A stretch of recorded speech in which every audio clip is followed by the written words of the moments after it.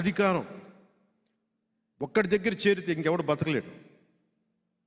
భీమవరంలో ఇంతమంది పెద్దలు ఉన్నారు, ఎవరు ఒకరు కాదు, ప్రపంచంలో అత్యంత ఎక్కువ ప్రపంచంలోని కుబేర్లంతా ఇక్కడ ఉన్నారు భీమవరంలో.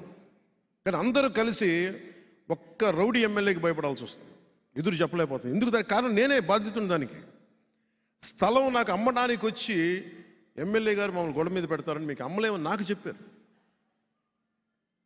కానీ నేను గొడవ పెట్టుకుందామంటే నాకు నిజంగా చొక్కా జించుకొని నాలాగా నిలబడే ఒక్క వ్యక్తి నుండి కొట్టేసేవాడిని పాటి, ఆ స్థలాన్ని ఇల్లు కట్టేసేవాడిని పాటికి.